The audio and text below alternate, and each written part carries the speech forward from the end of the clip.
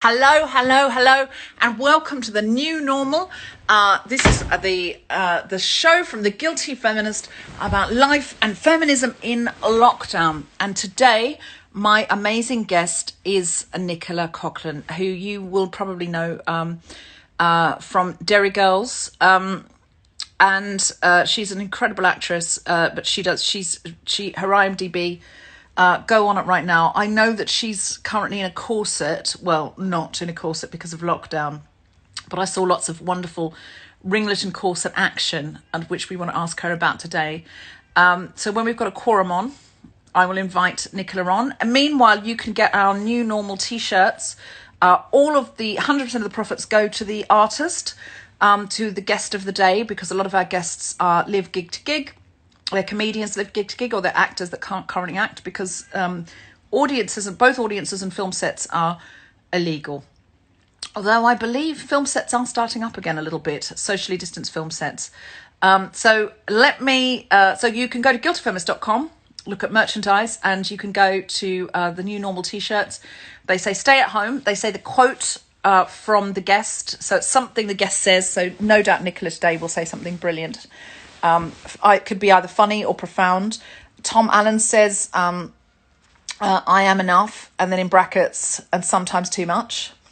There is a brilliant one from Ellen Jones that says big gay mess. We do not know. Someone says already have the Sindhu V one. What does the Sindhu V one say? I've forgotten what the Sindhu V one says. But put it below. So Nicola's going to say something today.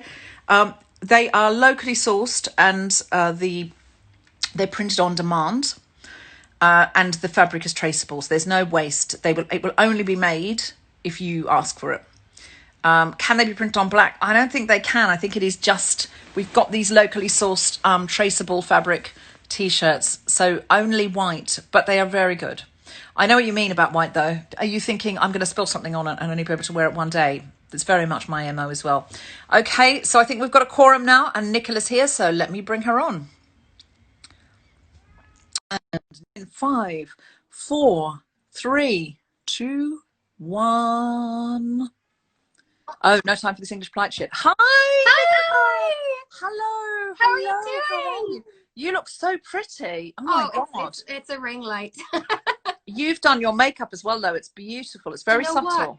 But like, when you don't do it for so long and you put it on, you're like, who is she? I don't know this fancy lady. I absolutely agree. I didn't do mine today, and I'm feeling it. I'm feeling like you look so pretty. Some days I do bother for the new normal, you look and beautiful. other days, I think that's it, overextending the situation. True. My hair needs a wash, but I have face armor, which are these big Trellis Cooper glasses. These are great. And it means that if I don't get to do eyeliner, I don't feel so bad. Yeah, I know the way. But you look really pretty. Oh, thank you. I know that's not the main thing about feminism, though. No, but I mean, it feels good to hear it. Thank you. I'm a feminist, but at the moment in lockdown, I do need to hear that I'm pretty. And I'll tell you this, I'm a feminist, but this is true. They announced that we could have treatments on the 4th of July. Oh, no way. And I'm being really careful about, like, I'm not just going, fine, I can have a load of people on I've got a little outdoor space upstairs, and I'm having exactly the amount of people I'm allowed, and I'm not doing that. I'm like, let's all be careful. Let's stay in lockdown. Maybe we can have one person or maybe two if we stay really far away from each other. But I'm not just going out and doing everything again. I'm like, yeah, I don't trust this government. But on the treatments front, I have to admit to you, everything was booked up on the 4th of July immediately as soon as they announced it. I have booked in a series of things for the 5th of July. I'm going to be waxed from head to foot, even areas on which there are no hair. I just want to feel waxed. I want to feel being alive again. You know that feeling of when you're waxed and you just feel alive? Yeah. You feel like a dolphin. I mean the actual pain. It's like, sorry. I thought you meant the smoothness. Sorry, I've misunderstood. The sharp pain of a wax that makes you feel alive, you know, and the smoothness. I miss the feeling of someone like absolutely grating into my cuticles, you know, when they just really go for it and you're like, and they're like, suck it up. And they just like keep going. 100%. Yeah, like my hand, like I have tiny baby hands when I don't have nails. They're just like, Even when I was filming Bridgerton, which you were just talking about, I said to them, I was like, I think I still need nails for this, because I just feel like, you know, she's a lady, and she like, so they let, you know, I talked enough that they let me keep them for the whole filming. Now, my plug for your new show was not as strong as it could have been. Just in ringlets and a bonnet is a corset, but I did see lots of beautiful pictures of you. I think actually on our WhatsApp group there was pictures might of have you. been, oh yeah, you will have seen photos that I probably shouldn't have been sharing, but a full costume and stuff. Yeah, I did not say no, that. it's fine, it's my own fault. No, but we're not allowed to share anything on Instagram, or because when it launches, there's a big old launch plan for Bridgerton. It's very, very exciting, but they were like, as much as we keep everything really, really secret until that time. So one day I was like, can I post a picture of a glove from this costume? And they were like, no. No, you cannot. Okay, so when I say I've seen it, I've only seen it in absolute private. Yeah, I have not seen it not on public. social media. No. Oh my God, I've just lost you. I've just lost you a job. It's fine. Yeah, Netflix is gonna be like, bitch, what are you sending? What are you doing? Yeah. People are asking if you have a launch date. What's it called? It's called Bridgerton. Bridgerton. It's definitely this year, and they're looking at the latter end of this year is what they've told me officially. So I don't have an actual full date yet, but yeah, it would definitely be this year. I'm really excited for it. Us Bridgerton. Huh? What's the top line? Can you pitch us Bridgerton? Yeah, so Bridgerton is a series of novels written by a lady called Julia Quinn. It revolves around a family in Regency London. So that's around, like, you know, that's Jane Austen time. But we had a historical advisor who said to us, she said, look, Jane Austen is like a peasant to you guys. You guys are the hoi polloi. You're the real rich bitches in London. Like those people, you just, you know, all this kind of stuff. It's all jewels, and it's glamour, and it's big color and big hair and tiaras and all this kind of stuff. Wow. So it focuses around this family. And then there's another family called the Featheringtons, who are the kind of anti-hero family. And I am one of the daughters in that family called Penelope. And when I got cast in the role, I started to look up the book series, and I was like, oh, the fans really care about this character a lot. Like she's a big deal for them. Because, you know, I auditioned, and it's a Shonda Rhimes show. And it's her first one for Netflix. And Shonda, can you just tell, I know who Shonda Rhimes is, but can you just tell the viewers what Shonda Rhimes has done before? Yeah, of course. So Shonda Rhimes is, I think, the most powerful woman in television. She's incredible. She's an icon. She founded that's not the right word. She created Grey's Anatomy. Scandal, Had to Get Away with Murder. She produced all of those shows. She's just a powerhouse. She really fights for equality for women, for, you know, for representation for people. Her representation record is phenomenal, isn't it? Phenomenal, and it's phenomenal in Bridgerton too, and I'm really, really, really proud of that. I think it's going to be like the casting. It wasn't so much colorblind. They did think about it, but it's integrated. It's amazing. It's the way the future of TV should be, and that's something that had put me off watching period dramas in the past, because I was like, does it really need to be the same regurgitated white person story that, you know, we've seen a billion times? And that's what I loved about the script, and I think that they've done really, really well. The people that we shot with, it was great. Very exciting. That's very, very exciting. Well, I can't wait to see it. And you've got such a period face. Oh, that's really funny, because when I was at drama school, someone, I don't know who it was, but they were like, you are never going to do a period drama. Your face is really modern. And I never quite knew how to I was like, I don't know what that means, but you absolutely do have a period face. I don't think you can count Derry Girls as a period. It technically is a period piece. It is period piece. Not modern day. Yeah. But I rarely do anything that's set in the now. So I went to university in 97, so I am also a period piece because I remember that era very well. So, you know, I feel like when I watch it, I'm like, oh, those songs. And I know those, I mean, I obviously wasn't raised in Derry or in Northern Ireland, and there's, you know, but I, you know, anyone who, like, I lived in London, you know, in the mid 90s, and you remember the Troubles really well. And, you know, it's such a unique, brilliant show. It's a phenomenal show. I mean, Lisa is just, she's phenomenal. Lisa, who created it and writes every single episode, which is a real rarity on television. I think people don't realize that, to have one writer with that kind of vision that just goes through and through. And it's such an incredible time. And I think Lisa said herself, she was like, oh, I don't really want to write anything about the Troubles ever, and tried to write Derry Girls in modern day. And Ah, Liz Lewin, who's the exec producer, was like, no, because she was like, that it's so interesting, and it's so defined how Lisa grew up and the time and everything. So I think it was, yeah, the right thing. And it's, I didn't grow up in Northern Ireland. Sometimes people, well, it's understandably get confused. I grew up down south, what we call the Republic of Ireland. So even a lot of the different isms and stuff, like they were new to me as well. So ah. yeah, we don't say win or anything like that. We don't really say we. Was it We. hard to master the Northern Irish accent, or is that something you could do growing up Irish? Could you No, just do it? no, I've weirdly, I started working as an actor when I was quite young. I used to do voiceover for cartoons and things, Ah, and I used to watch, like youngest child, oddball, like watch a lot of television and used to mimic the accents back. But it's funny, back in the day, you just wouldn't really hear as many Irish accents on TV. You'd hear American, and you'd hear like our PRC pronunciation, the Queen's English accent. So I could kind of mimic those. So I got my first voiceover job at like 14, I think. And I used to play the little English princesses, and they were Hans wow. Christian Andersen's fairy tales. So that's what I started in. And then when the audition came through for Derry Girls, I had never done a Northern Irish accent, because bizarrely they're in a very, it sits in a very different place in your mouth. You don't, it's not how I speak at all. Even though it's a tiny island and geographically we're not too far, the accents are so different. So I spent a long time trying to learn. I didn't know whether I could do it or not, but I get obsessive about accents because I find them very, very Did you have to interesting. learn it before the audition?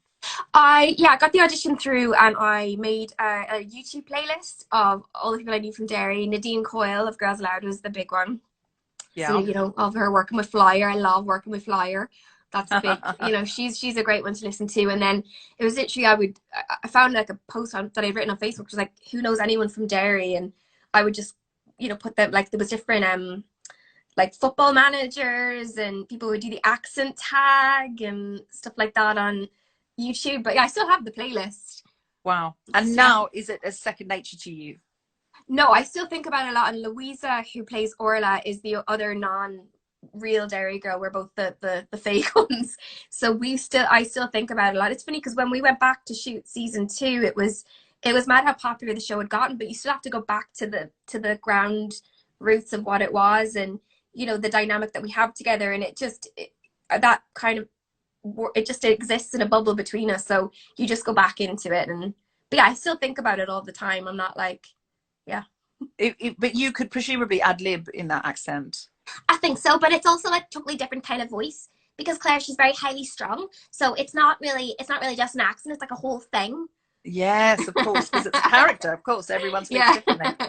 It just kind of Somebody here has develops, I don't know. just said in caps, "I am not a crack killer." I am Uh, not a crack killer.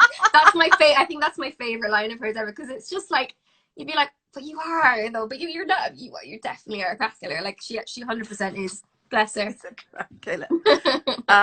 Yeah, I mean, she is, but you do. There are times when you need a crack killer in a group, You do. so that the Oh, crack doesn't escalate absolutely. into violence, trouble. Like if falling off a cliff, Yeah, I whatever mean, it we always is. say that, Claire and Michelle are the angel and the devil. They like oscillate between the two, and they balance each other out.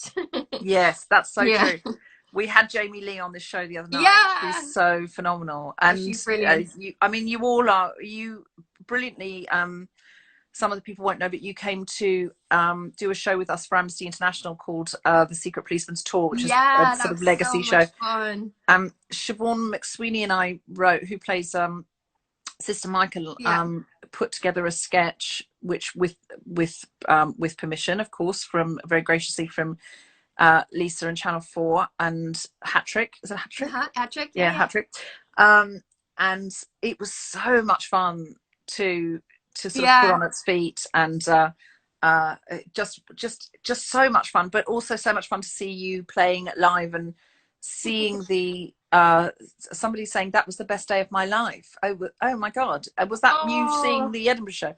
When you came out onto the stage, the love, because all of you said, oh, we haven't played these characters on stage before. This is a no, bit no, not at all. intimidating, to sort of have to suddenly bring it out. And I think the response, I knew what the response of the audience, they would be hysterical, and they were hysterical. They were amazing, that audience. It was an amazing, like that feels like another lifetime ago, doesn't it? Really.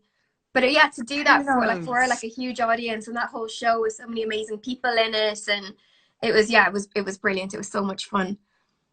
Can I ask thank you for doing it, by the way, Human Rights, thank you. Of course. You were funny, and you were also very funny on the sofa as well. Can I ask you, have you got a hobby in lockdown? Have you developed something new or done something that you wouldn't have done otherwise, do you think? And the answer can be no. 100%. Because I was filming Bridgerton last year for 8 months. Finished in February, and it's a long time in a bonnet. No, do you know what? Our costume designer banned bonnets. You won't see a single bonnet in Bridgerton. It's a very punk imagination of Regency London. Zero bonnets. Free zone. Mm-hmm. I like it. I like the bonnet free zone. Yeah, me too. So it, the schedule is quite crazy, especially January, February was like getting up at 4 a.m, being picked up, driving to set, being there, 2 hours hair and makeup in the morning, costume, the corsets, all that stuff, filming all day, getting de-rigged is another hour in the evening, getting wig off, corset off, and then an hour's drive home. So I would often be gone from 4 a.m to 8 p.m. Like that was my work day. So I had I didn't cook, I couldn't exercise, I couldn't do anything, because at the weekend after working like that, I was like, I cannot do anything. So since it's obviously been such a crazy change of pace for everybody, but I love having time to cook and do all of that. And what a wanker, I hate myself, but I have started running again. No, I don't hate yourself. Sometimes we need the endorphins. I was saying to Jamie Lee, we have to listen to our bodies, whatever our bodies 100%. Need. And if that body needs to be just completely chilled and stretching, or lying on the sofa eating some chocolate, that's what it needs. And if it needs to be running, it needs to be running. I think it is so retuned us back in with our bodies, actually. I think so too. I definitely think so, because I used to, a couple of years ago, when I was unemployed and had nothing going on, my sister made me start it, and I was like, I will never be into this, I'll never like it. And then it really helped me, and I was like, but then you fall in and out of things, and when you get busy, you're like, okay, I don't have time to do this. Whereas now I'm like, well, I've got no excuse. So yeah, I do 30 minutes a day, probably 5 days a week, not every day. But yeah, but I can't communicate with my brain to be because before I do it, I'm like, I don't want to do it, I hate it, and then after I do it, I'm the most smug asshole in the world. I'm like, wow, I guess fitness is my life, and I guess I'm just a runner now, and I absolutely hear that. I've talked about this before, but I've started dance lessons, and I said to my dance teacher, I've been dancing for 3 months now. We've been in lockdown for 3 months. Yeah. 12 weeks now. And I think because I started the week before we were officially in lockdown. So it's been, I think, 12 weeks, dancing every single day. And today, because I've got a singing thing coming up, that comedians sometimes have to sing.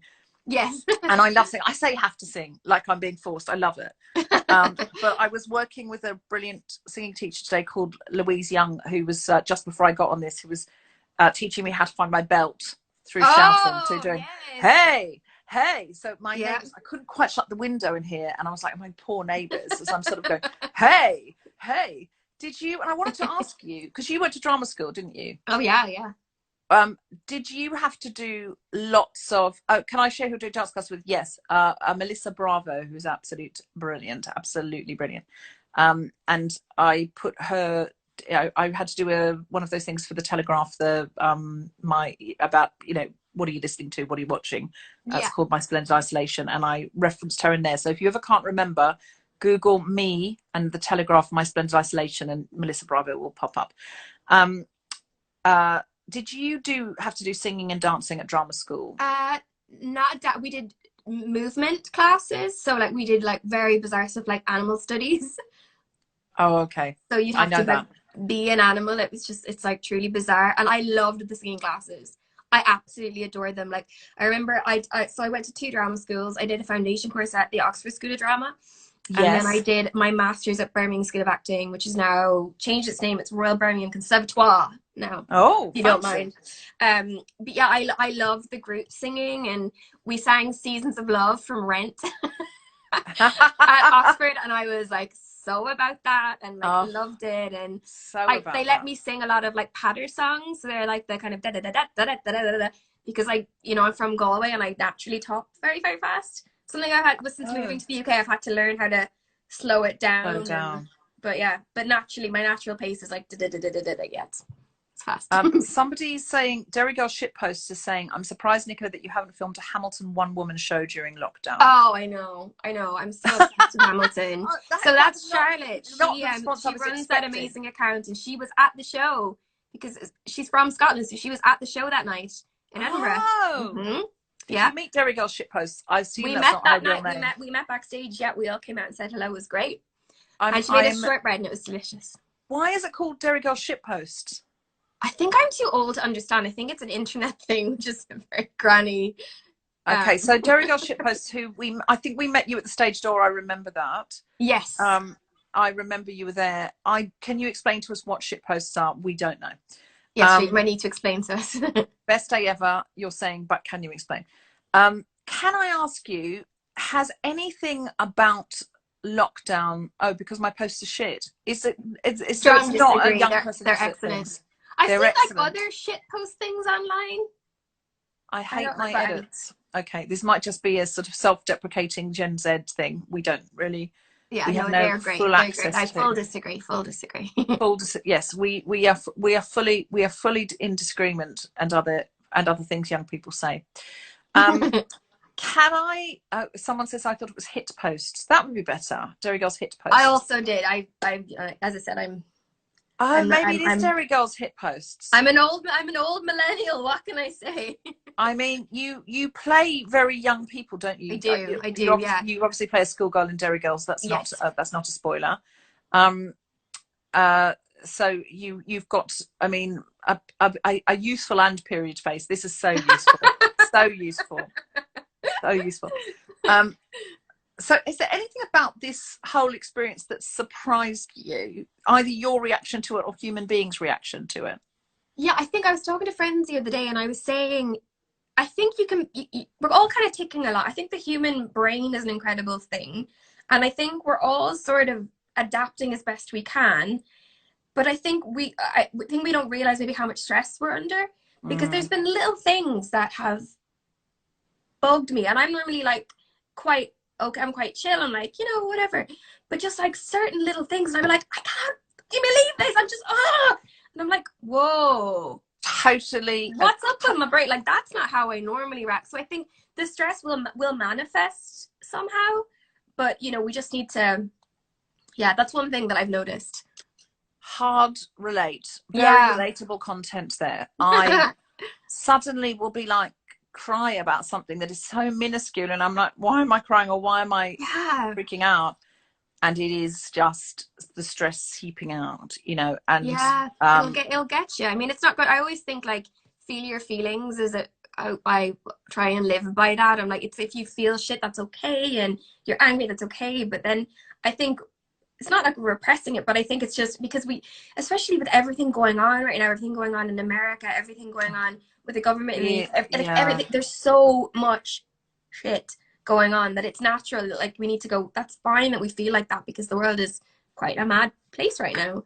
This world is like I have never known it to be, and some of it is sort of like lancing a boil, like the Black Lives Matter movement coming to a head in the way that it has both in America and here, and in Australia for Indigenous people and around the world, is so important. Like, it's we can say, oh God, we thought 2016 was a bad year and this is so much worse, but actually if you were a Black person in America, 2016 was a worse year, or here.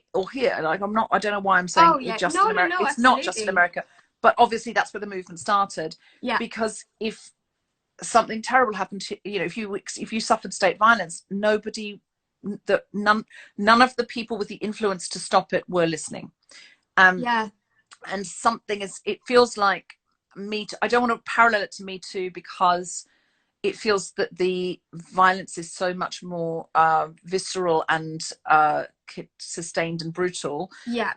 But in terms of process, looking at that model where it becomes a global conversation, it comes to a boiling point, it says that people start saying no more, no more, no more, and then at least the gaslighting ends. At least hugely. People don't look at you now like, really though? Yeah. Is that what it's like? At least there's a general quorum of acceptance that these things have happened to women, and in some cases continue to happen, and there must be consequence. And so I'm hoping that for Black Lives Matter. But what an intense time. And like, you know, if we found it intense as white people, I don't, you know, I'm not. Oh, 100%. I mean, I've tried to reach out to my Black friends. We're like, look, I hope you're okay, because this is fucking, it's hard. Sorry for swearing.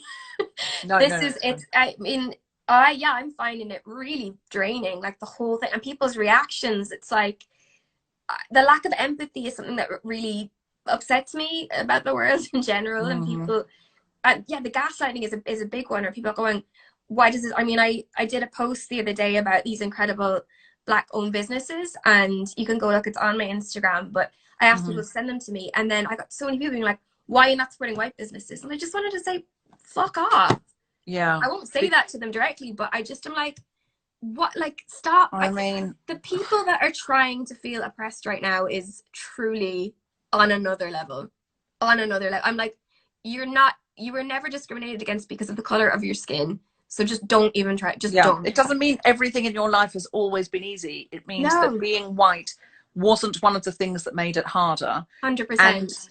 And when we can see the potentially the often violent and potentially fatal consequences of having more melanin in your skin in a world of white supremacy, you know, you cannot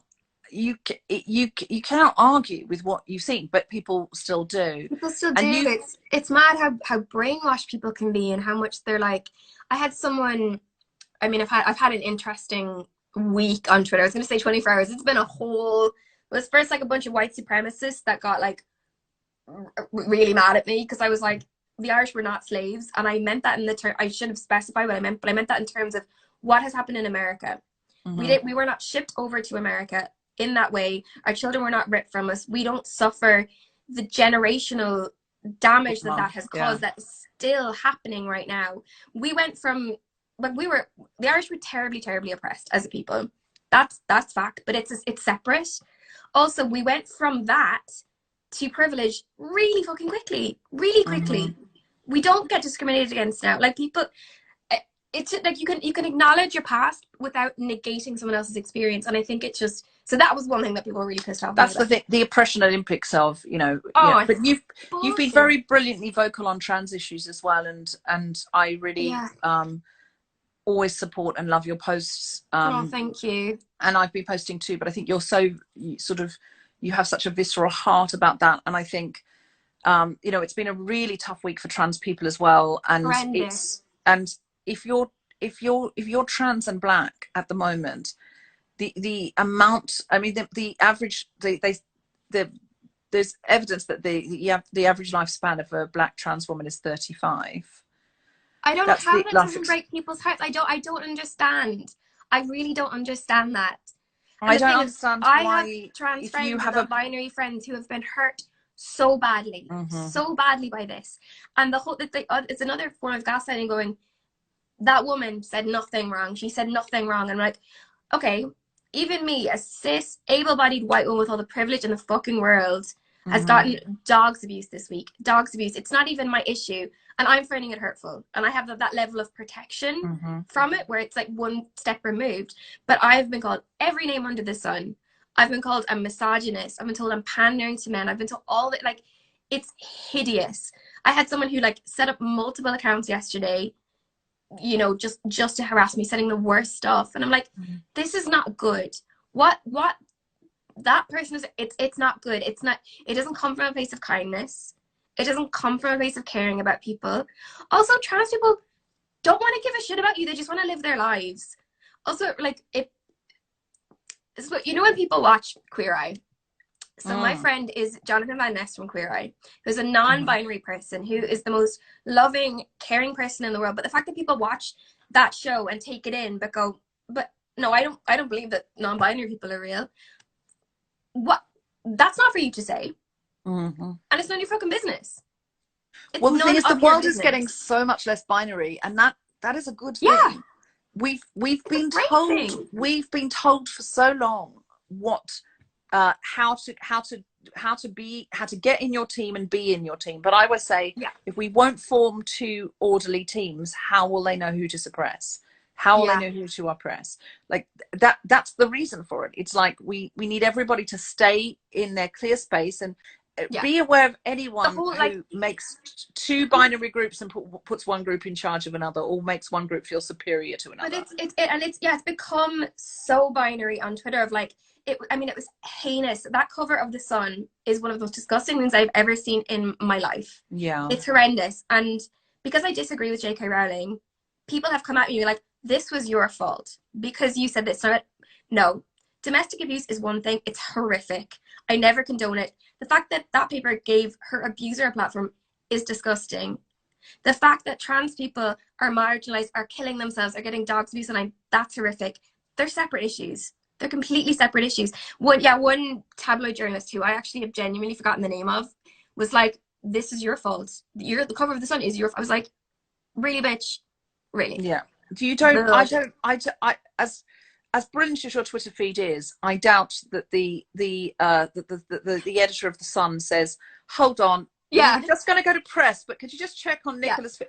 Okay, we've got a new headline now. Hey, bitch, just wanted to check in with you. Yeah. Like, before, I mean, it's just, but it's also a tribal game to kind of go, oh, now everyone needs to protect J.K. Rowling, and J.K. Rowling is, it clearly has suffered abuse, and that is awful. And horrendous. And in addition to that, is one of the most powerful people in the world. Yeah. And most influential people in the world, and protected people in the world now.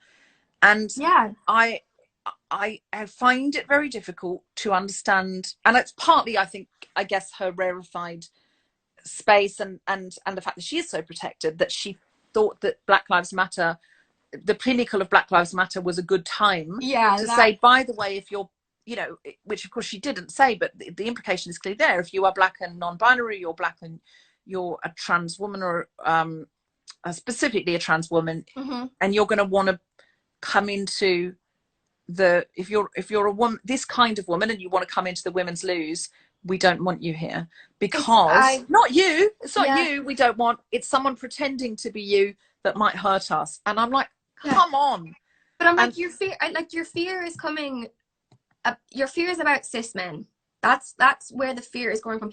It's literally the same principle as when homophobic people used to go, gay men, and they used to try and equate them with pedophiles. This is the same thing. You're trying to equate cis women with abusers. It's complete bullshit. It's so offensive, so biased. And like, sure, her saying I have all these trans friends. Where are they? Why have none of them spoken out and said, yeah, this is my girl, you're just hurting the fuck out of people. You're hurting people. It's not right, and it's not the right time. It's not the right time for this conversation.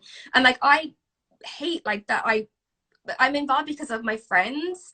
I'm just like, I want my friends to know that I am like, is someone like trolling me? Why am I checking? Oh, I don't know.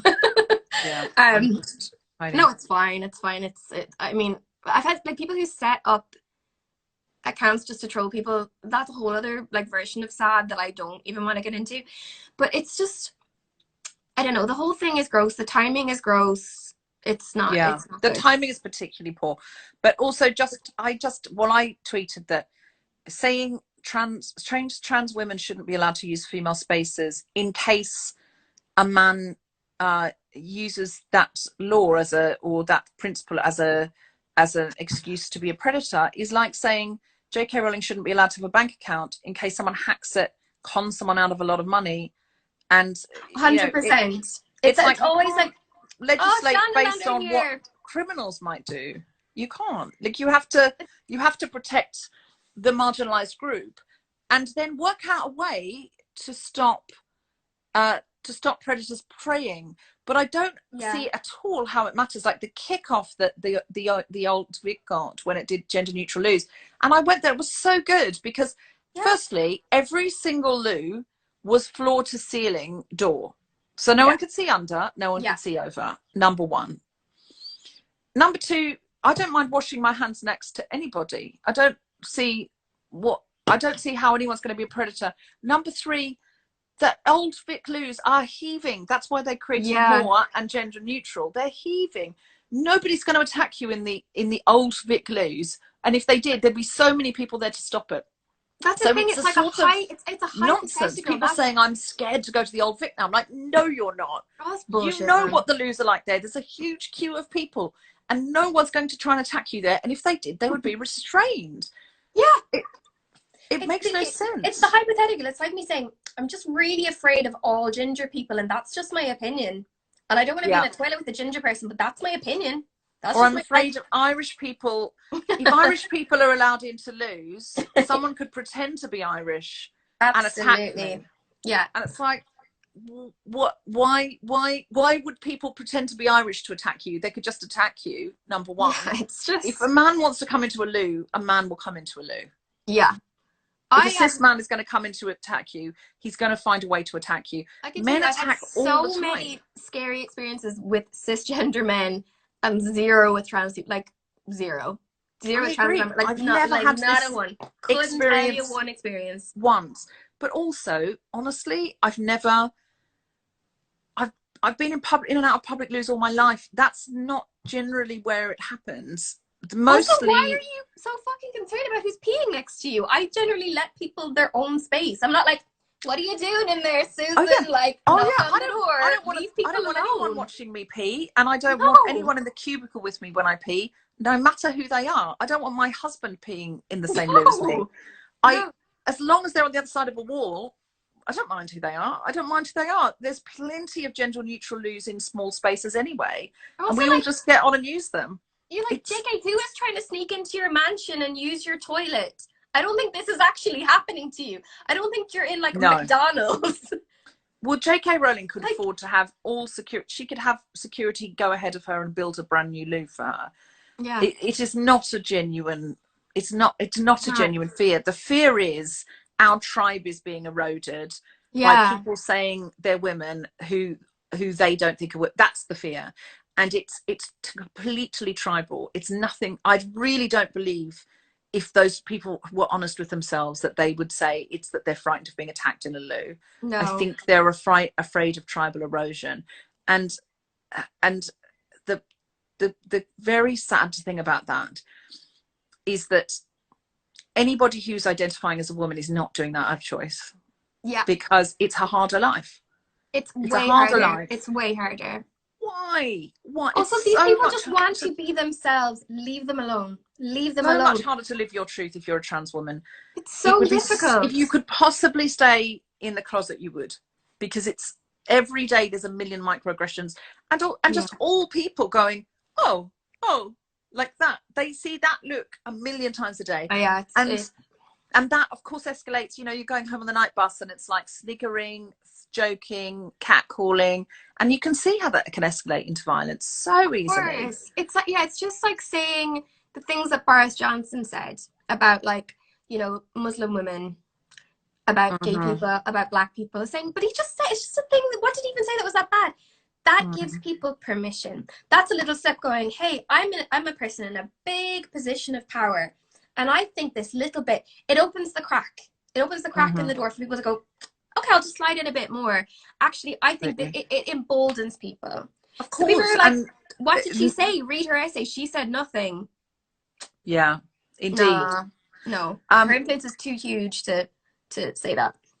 Can I ask you if there's any feminist mission or activist mission we can help you with today? We can make a story for you. What is it that you would like us to help you with? Is there a cause, a project, a charity, something we can sign, get behind, anything that you have at all that you would like us to help with? Oh gosh, yes, let me think. So I think Mermaids is a fantastic one because they've been so, what's the word I'm trying to think of? held themselves with such dignity throughout all of this. Great. Well, we can make a story for mermaids. Yeah, they help teens who they're incredible. and the Also, families of teens who are trans. The Rainbow Project in Northern Ireland, who I visited when I was there, because I feel like it's important playing a queer character on television. And when we were filming, like, it's only recently that gay marriage has become legal in Northern Ireland, so I wanted to try and lend my voice to them. They're incredible, and they help families all across Northern Ireland. They're amazing. There's also a thread. I did a rickroll on Twitter the other day, but only for good. And I have put a list of charities that pertain to Black trans women. So I could send you that thread, and there's like fundraisers, there is petitions. If I mean, not everyone's in the position to donate, and that's completely understandable. And also I put up a nifty trick today about your email address. My brother taught me a while ago about putting your email address before, so if you got an iPhone. This is very nerdy. Do you want to know that? Yeah, I really do. It's okay. So I like many people, I'm sending a lot of petitions right now. So on your iPhone, if you go to general,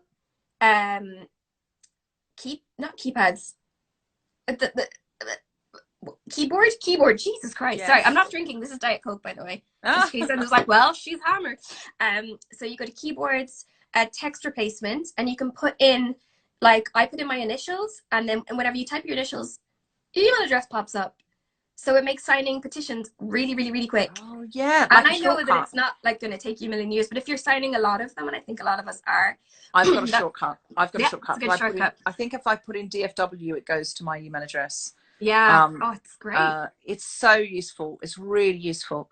And is there anything that you have been, we'll make stories of those. Is there anything that you've been watching, listening to, reading that you can recommend while we're still in lockdown? Yeah, I've been watching a lot of stuff. I've been rewatching Community. Have you ever seen it? I've started rewatching Community while in lockdown.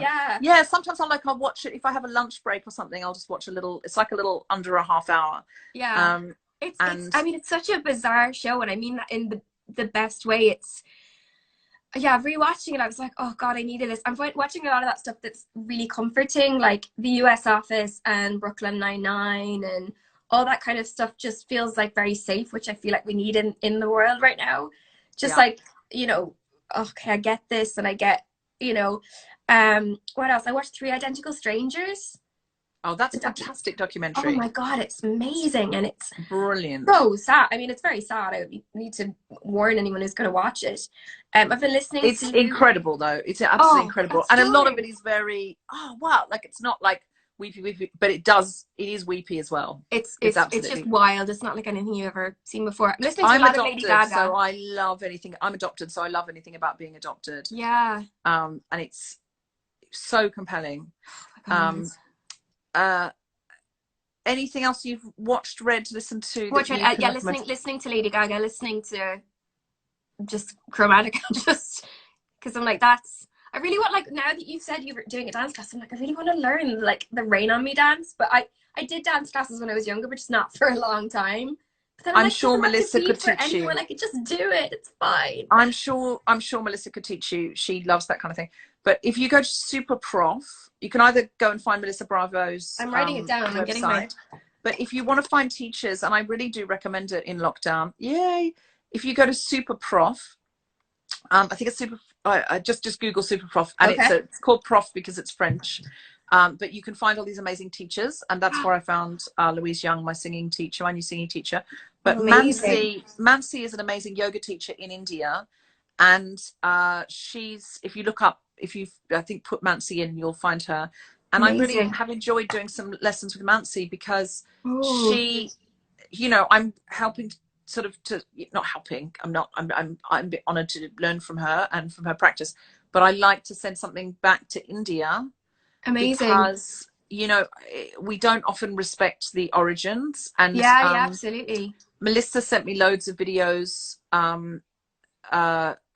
about the origins of hip hop. She's very respectful of the origins of hip hop. Amazing. She's a young Black woman who is very respectful of the origins of the dancers and always talks about the origins of the dancers and where they've come from.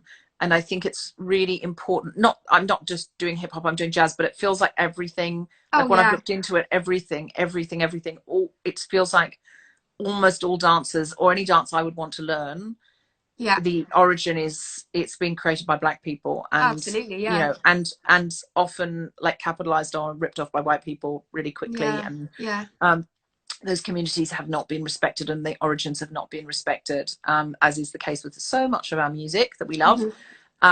So that's been amazing. So if you can find teachers, because we can't go out anyway, if you're learning yoga on Zoom, you might as well learn yoga with somebody who's in India.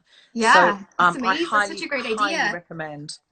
But if you learn that Lady Gaga dance, I can also learn it. Then we can do it together when we're allowed out. Absolutely, yeah. I'm like, I can do that bit. I'm like, that bit's easy, and like the jump, and when she does that. Yeah, I'm excited. I haven't seen it, but I'm excited. Oh my god, you have to watch the video. Yeah, it's great. I'm excited. I'm very excited.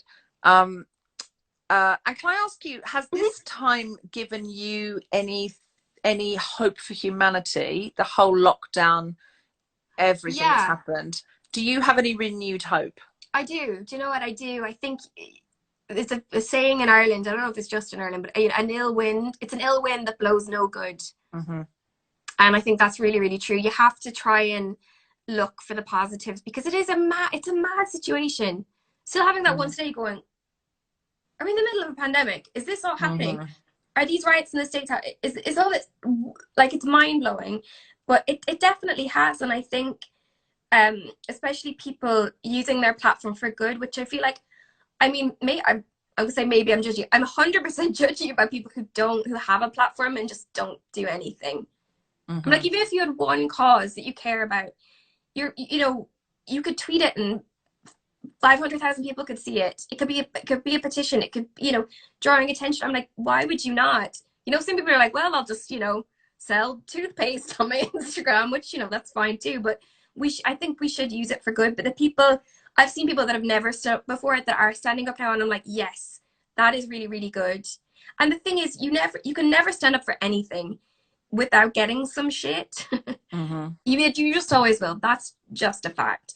And even if it's something as simple as like, I want racism to be done, I think this is bullshit and I think it should be over, people are still going to be like, no, I just don't get that. Or they say they don't believe in it. Or there's absolutely a lot of bullshit out there. But I've been really proud to see the people that have been willing to stand up for it. And I think also, I mean, I of course would have supported Black Lives Matter, but I didn't know how vocal to be about it, because I didn't want to overtake it, or like I wanted to know my place within it. Yeah, you didn't want to censor yourself, and not go like, this is, I needed to educate myself more, basically.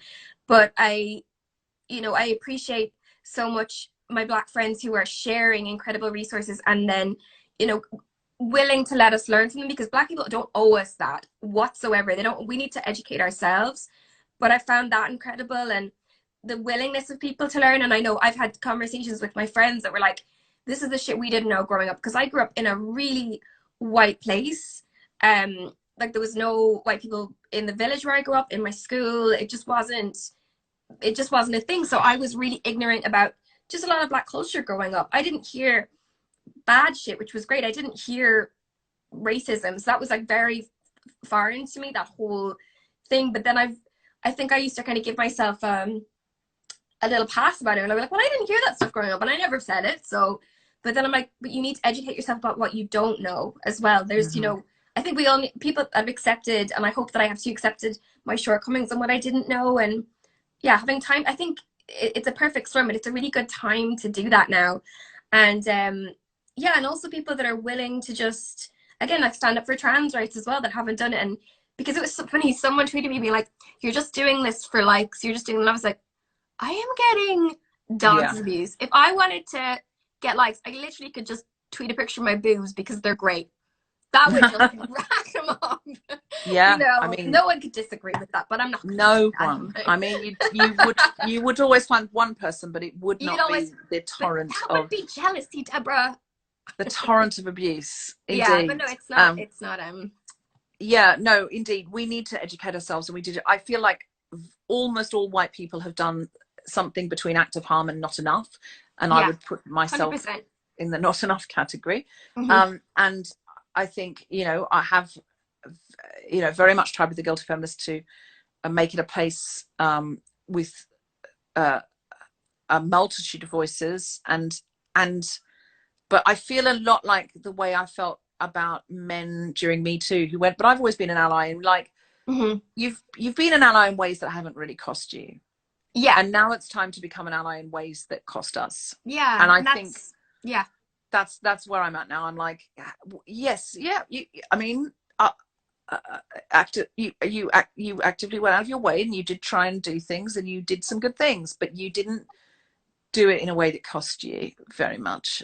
100%. And you need to go and to I the think people that are the people that are suffering in the situation, not like, well, I think I did fine. It's not about what we. I just think we evidently could have done more. What do you need? I could have done more. Evidently, like, Oh, obviously, because look at it. Did you do enough? No, you didn't. No. Not when you see the pain like radiating off people now. So, Mm-hmm.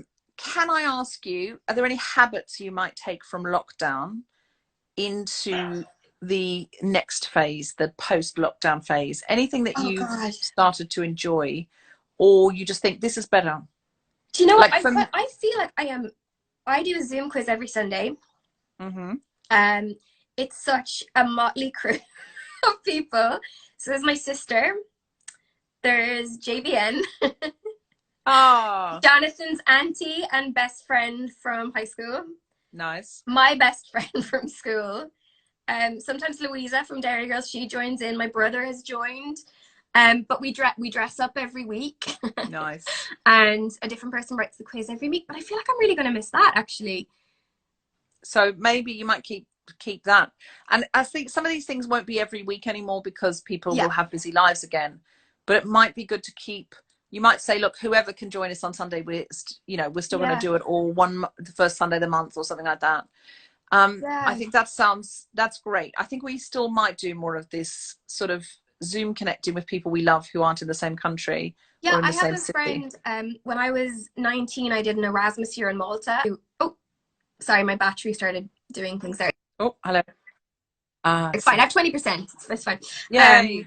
A girl, actually, if anyone wants to follow a small business, it's called Murphy's Farm. They have the nicest Instagram in the world, but they're a small business in Alliston in Canada. But I hadn't spoken to her in so long. And I reconnected with her because of this. Because I was like, oh, now I have time. I think we're so used to going, I don't have time. I'm just really busy and all this stuff. And, it's not, it's when you go, oh, I have the time. Yeah. Yeah. We are making the time now. It's different. We're making the time, yeah. And do you have anything to show us in your house? It could be a pet. I did hear a little dog. Oh. It could be a costume. You heard a dog? I heard a dog. Oh my God, I don't have a dog. Really? Who else heard a dog? Oh my God, is there a ghost? It's a ghost dog. Like, have you got a ghost dog? Oh my God. Oh my God. This is like the... You know what? I have a couple of things. This is just show how shitty bad I am at tidying up. It's not one of my best qualities. I'm quite messy. This was from last week's Zoom quiz, which was meant to be yourself in the 90s. But myself in the 90s was just like a ponytail and a t-shirt, so it wasn't like very exciting. But I did Blossom. Oh, nice. Yes. So I did Blossom. I also have Adorable. A previous wig. Let me see. This was oh, she's not looking well. This is Anna Nicole Smith. Oh wow. So I mean, it was kind of one of these situations. Nice. Yeah, there's a lot of detritus from previous quizzes. I just sort of tend to. Amazing. My this is terrible. My old Prosecco corks. Wow. That is an eclectic bedroom. This is the guest room. My own room is a lot even more kooky because it's not changed much since I was a teenager. So there's like a busted poster inside the wardrobe and just a whole bunch of shit on the walls. And oh my God, amazing. Because in TV shows, when people go home, they've always still got their teenage posters up, and I'm like, my mother, as soon as we left home, was like painting walls and stuff like that. So I love that you still have a busted poster. I think that I was because I was the baby. I got a little bit. I got, you know, the more dispensation. They were just like, Nice. I know, my poor siblings are like, fuck's sake. They didn't want to remove the last remnants of the baby. Yeah. There's still the old teddy bears in there and all that kind of stuff. Nice. So we were like, why do you change it? I'm like, I have a flat in London. I have an adult. You know, I have cocktail shakers and I have nice glasses and stuff. But, you know, it's nice to go home to your old bedroom if you can. That is nice. It brings back all the sort of memories and the way that you felt then when you still have those mementos. Can I ask you, do you have any new I'm a Feminist buts because of this? Is there anything that you like are now like, because I have an I'm a Feminist but I truly believe the first Thursday after lockdown we will come out and applaud the waxers. I think I think hairdressers will become key workers. I believe they will work 22 hours a day. Do you have any I'm a Feminist buts that because of lockdown you are like, oh? I'm a feminist, but I have fancied every single man on every television program I have watched since lockdown began, and I feel like I might need to start writing them love letters.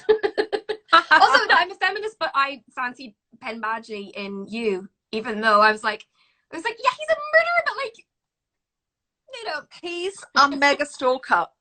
He's a mega stalker. But my brain was just like, do you know what? The bar is low right now. The only other human being I'm seeing is my mother. So like, what? But then in real life, he's like a very right on dude. I feel like it balances out. I'm sure in real life, I have issues with that show. I watched the first season and then I was like, and I was actually a recent Guilty Feminist. I talk about it. It was one we recorded in America where I'd only just watched it and just was going. My thing was I'm a feminist, but there were sometimes I start rooting for him because of the way stories work. Yeah. I'm like, oh, quickly get it out of the way before she sees. And I'm like, what are you doing? He's a bad man. He's a stalker. He's a murderer. Oh my god. And finally, because before we get cut off, because I think we get cut off in a 1 hour, and we're nearly at the 1 hour. If lockdown was over and you could go back to doing anything you were doing before, what are you desperate to do? What would you do first? Oh gosh. So my thing was that I really wanted to cuddle my niece and nephews because they only live down the road, but I have gotten to do that since. So that was like the biggest relief. I miss them so much. I never post pictures of them online or anything because I'm very like protective of them, but they're my life. I love them so much.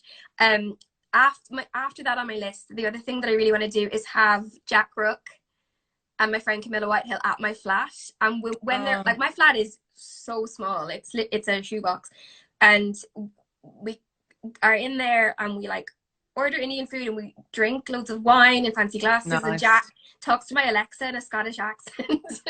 Nice. But I just want them there and like we just do nothing, but I just really miss that. So yeah. That's absolutely lovely. Well, I look forward to a time when you can do that again. I think that time will be quite soon again. I hope so. We'll have to bring you over for one of those nights.